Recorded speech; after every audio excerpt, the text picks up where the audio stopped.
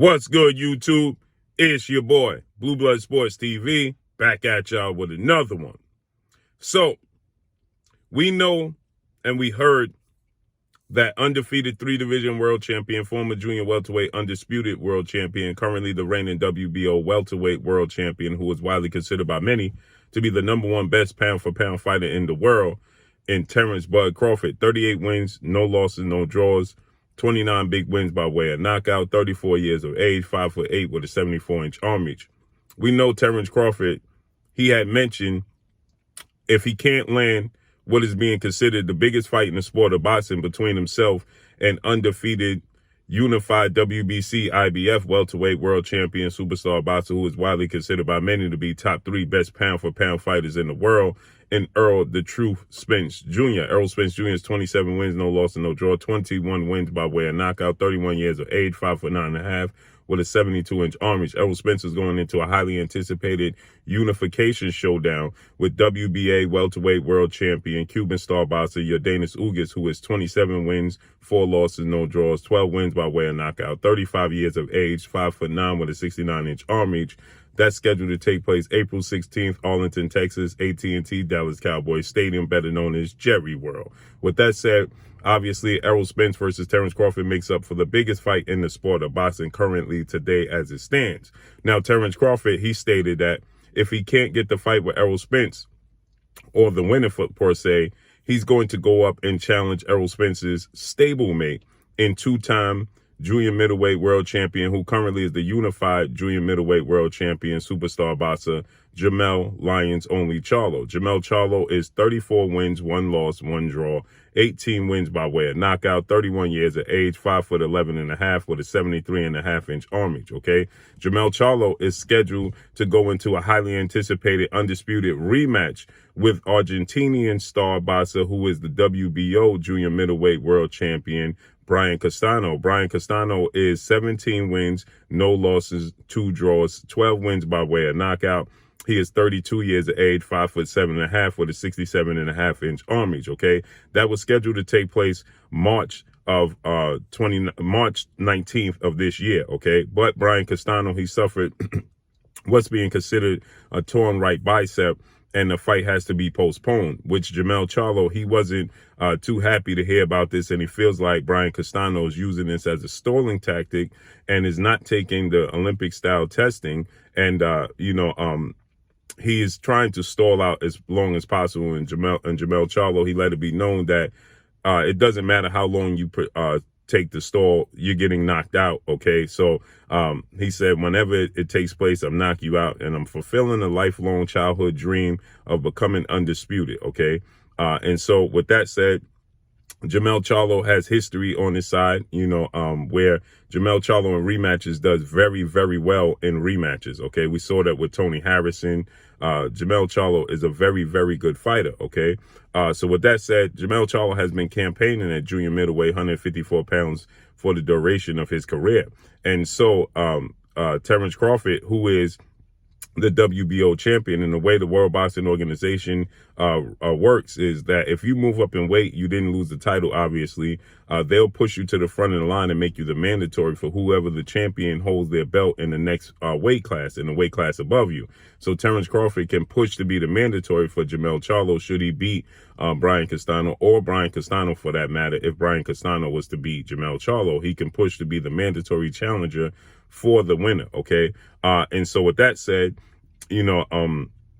Terence Crawford stated that that's an option, okay? But Terence Crawford also stated that he knows and he's very well aware that Errol Spence wants this fight with him, okay?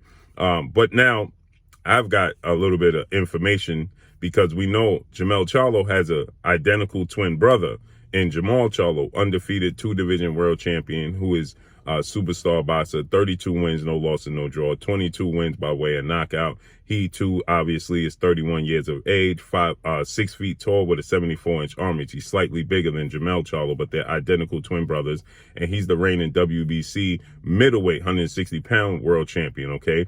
But Jamel Charlo has all plans to move up to super middleweight 160, okay? So he's going to vacate the WBC title, okay? And his fellow counterpart at middleweight, who is the WBO undefeated 2-division world champion superstar boxer, Demetrius Boo Boo Andre, who's the WBO champion. He at middleweight, he's going to vacate and he's moving up. He's going to face Zach Parker at 168, okay, for the WBO mandatory position at super middleweight. Okay, so they're both going to vacate. With that said, Jaime Munguia, Mexican superstar, 2-division, 1-division world champion, looking to be a 2-division champion. He's 39 wins, no losses, no draws, 31 big wins by way of knockout, 25 years of age, 6 feet tall, with a 73-inch arm reach. Okay, he just coming off of a knockout win in the 3rd round over Demetrius Ballard. That took place this past Saturday. Okay, Jaime Munguia, he was the WBO champion at 154, and now he moved up in weight and he's seeking out the opportunity to become a world champion. He's number 1 in the WBC and he's number 1 in the WBO rankings at middleweight. Okay, so he's looking to fight for those vacant belts that's going to be vacated by Jermell Charlo, oddly enough, and Demetrius Andre. He's number 1 in both of those rankings. So his next fight, he's looking to fight for those vacant belts. Okay.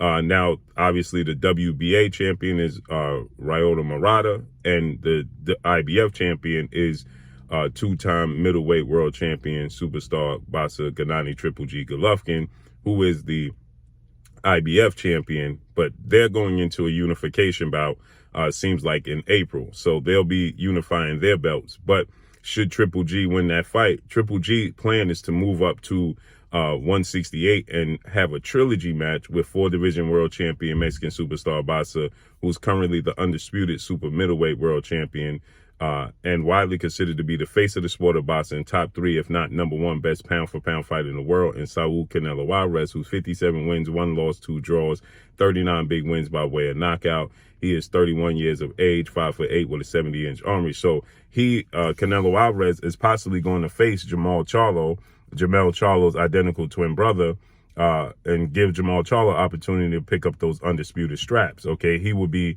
if he beats Canelo Alvarez, he becomes a hot commodity, a massive commodity in the sport of boxing, a 3-division world champion, and the 7th undisputed champion in the history of the sport of boxing. Okay, and the 2nd undisputed champion at super middleweight, and he's a 3-division champion, undefeated. So that would speak volumes for Jamel Charlo.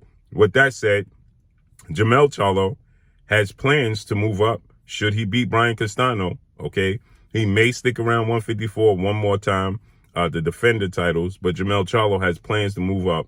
He pick up the WBO strap.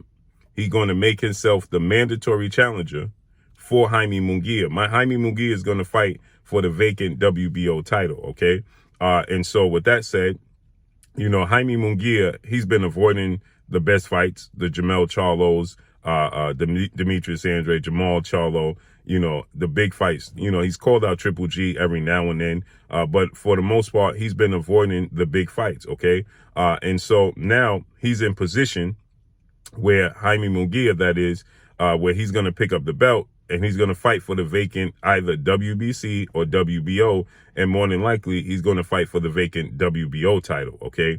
Because that's the belt he held. He has a relationship with them. He has history with the WBO. And that's more than likely the route that Jaime Munguia is going to go. Okay. In WBC rankings, he will have to face Carlo Adams or Chris Eubank Jr., for the vacant WBC title. Okay. In the WBO, he could fight, Alan Connolly or Chris Eubanks Jr., where more than likely it would be at, Janebek, Adam Commonly, for the vacant WBO title, okay? And then Jamel Charlo will move up, and because he holds the WBO title, he can immediately make himself the mandatory challenger for Jaime Munguia. So which means is that Terence Crawford, that would make Jamel Charlo undisputed. He's already undisputed. He will already have been undisputed. He's a 2-time junior middleweight world champion. Now he will be undisputed in this weight class, okay? And so now you factor in him wanting to be a 2-division world champion. Okay. He spent his career at junior middleweight. So now this gives him the opportunity to be a 2-division world champion. And because Triple G, if he beats Lyoto Murata, he's going to vacate those belts, okay, to move up to try to attempt to fight Canelo Alvarez. So he'll vacate the IBF and the WBA. Jermell Charlo, the WBC he's a 2-time WBC champion. So that means that, he has a relationship and history with the WBC. He beats Jaime Munguia for the WBO title, then he'll be in line to be able to pick up the WBC for whomever picks it up, possibly Chris Eubank Jr. Okay. And then, those other belts are vacant, which he could start to play Monopoly and look to pick up all those belts and become undisputed at middleweight. Okay. And he'll become the 3rd undisputed middleweight in the history of the sport of boxing. Okay. And he will become, depending on the time frame, 7th, 8th, or undisputed champion, because we have a few undisputed fights on the line. We have the possibility of Devin Haney and George Kambosos Jr. at lightweight. We have Jamel Charlo, Brian Castaño, and you have Jermell Charlo fighting against Canelo Alvarez, possibly. And at heavyweight, Tyson Fury 2 fights away from being undisputed. So it's just time frame regarding what position he'll be in, he'll fall in. But he has the opportunity to become undisputed at middleweight, and he has the opportunity to become undisputed at junior middleweight. History and time will be on his side. Only 31 years of age, great boxer, and that will be a great fight for him. He beats Brian Castaño. He's undisputed junior middleweight. Then he fights Jaime Munguia, makes himself the mandatory. So now you get a big fight against Jaime Munguia, who is a superstar Mexican boxer, got a huge Mexican fan base, just fought his last fight in Mexico. So this would be a great opportunity, and it's a way for Jaime Munguia not to be able to avoid Jermell Charlo, because if he goes the route of the WBC, IBF, WBA, Jaime Munguia might possibly not look to fight him. But Jermell Charlo moving up to middleweight 160 and looking to fight Jaime Munguia, make himself the mandatory for the WBO. Well, Jaime Munguia at that point don't have a choice but to fight Jermell Charlo, because that's just simply the way the WBO operates. So where does that leave Terence Crawford? Terence Crawford look to fight Errol Spence Jr. And then he still can make himself the mandatory for the WBO title at junior middleweight. It just won't be against Jamel Charlo. So it will be against somebody else, possibly Brian Castaño, fighting, getting the opportunity to regain the WBO title against Terence Crawford, making Terence Crawford a 4-division world champion. So let's see how this unfolds and plays out. But it looks like Jermell Charlo could be possibly looking up to become Jaime Munguia's mandatory, because, again, Jaime Munguia is going to fight for the vacant WBO title. Jermell Charlo picks up the WBO title. He'll be in position to be the mandatory. So let's see how this unfolds and plays out. But that's all I got for y'all.